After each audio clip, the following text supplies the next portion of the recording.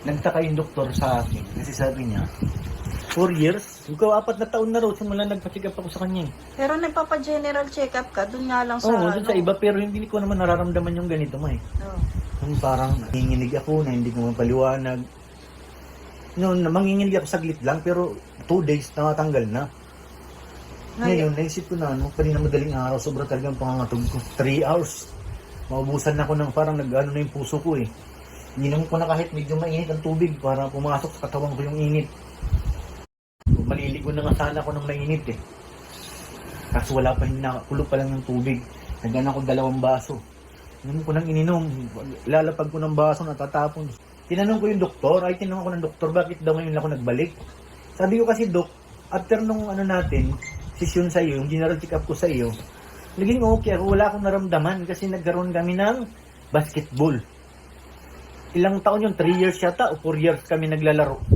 Tapos 1 year ago lang tumigil kami maglaro. Sabi niya, dapat hindi kayo tumigil kasi pag sanay na ang katawan mo ng ganun, hahanap-hanapin niya yan. Doon ka nahanapan ng sakit. Yan, kagaya niyan. Tapos kain kayo ng kain ng, sabi niya pa, yung baka. Masarap yan, pero yan ang number 1 kasi ang may tama sa akin guys, yung liver ko. May ano na siya, parang may tama na, pero kaya pa namang gamutin, binigay niya ako hanggang 6 months. Sana nga matanggal pa. Sa tingin ko naman pag si Lord nandyan, magagamot po yan. Ngayon, inaano niya sa akin kasi sabi niya, ano pang masakit sa'yo? Sabi ko, Dok, yung likod ko. Pag inatake ako ng panginginig, likod ko naapektuhan. Tapos nahihirapan na lang akong huminga.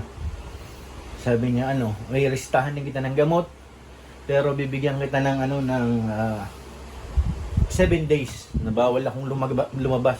Magbuhay mayaman daw muna ako dito sa loob. Sabi ko, Dok, kahit lumabas lang ng pinto, sabi niya, bawal.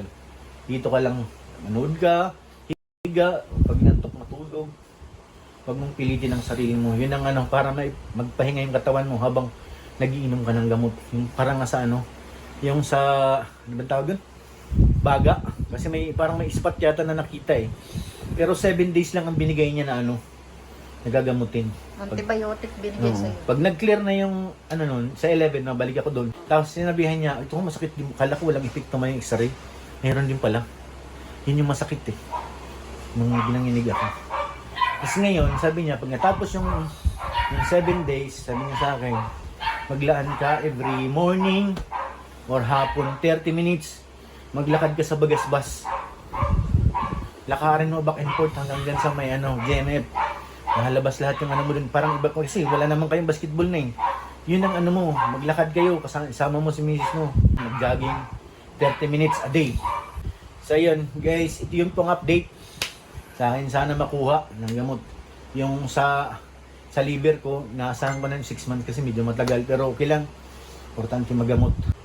Kaya lahat ng mga bisyo ngayon, iiwanan na guys. Ga-diet na rin. Pero thank you kay Lord kasi yung aking dugo, yung aking blood pressure, hindi siya nakisabay. Kasi yun po ang mahirap eh. Pag inaatake ko ng ginaw, tapos yung blood pressure ko nataas, sobrang sakit ng ulo ko, parang puputok yan. Masakit na nga dati, ramdam mo na may kirot-kirot ng konti. Tapos sasabayan pa ng panginginig, ay naku po. Kaya buti na lang yung aking blood pressure, tawag dito? Nakisama.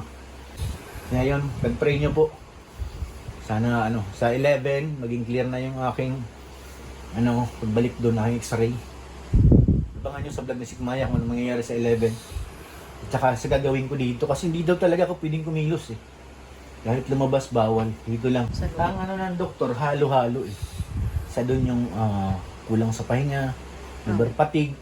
Yung isang araw daw ginagawa ko. Alam niya eh. Yung isang gabi mo, ginagawa mo lang 3 hours ang tulog mo, no? Minsan wala pa. Lagi nun sa akin. Ay, upo, Dok. Sa isang araw, nalilipasan ka rin ng gutom. Tapos wala kang tulog. Tapos nainom ka ng kape. Delikado pala yung kape. Isa yun sa nagpapaano sa atay mo. Kung di maiwasan magpuyat, minom ka lang ng tubig, huwag kang uminom ng kahit anong kape. Dahil ang katamaan nun, atay mo. Okay lang kung bata ka pa, pero pag nasa 40 ka na, sabi ng ito na talaga nalabas daw yun. Hindi pa nga katutaling yung tawag dito, addict sa kape. Kasi nagko-control din ako pag nandito sa bahay. Tsaka lang naman eh. Nagkakape lang ako pag sa biyahe. Kaso, sunod-sunod. Kaya inom lang ng isang baso, may kape na naman na cold. Hindi pala maganda yun. Kaya sa mga insan natin dyan, ay kay Kuya Robin pala. Sorry insan, hindi talaga ako Kuya makakapunta. Kay Kuya Robin, kasi nakaburol si Kuya Robin ngayon sa Tarong. Sorry. Kuya Robin, sorry po. Hindi talaga ako makakapunta doon sa iyo insan. Sana maintindihan mo. Siguro tawagan ko na lang si Pinito. Hindi Dahil rin natin napagbigyan nung si Kuya Nico na mapuntahan nung si Kuya hindi nga Robin. kasi ako pwede rin lumapit doon. Oh, yan. Kaya sana po maintindihan nila. Kuya Robin, Pero pag-pray mo. nakikiramay po kami sa kanila. Sana insan, gabayan mo ako para mabilis kumaling. Niloko nga ako, naalala ko eh. Basta mayroon siya, nagparamdam siya sa akin. Thank you po sa kanila, kay Ate Josie, tsaka kay Ate Annie. Kinamusta si Pure Health. Kaya thank you po.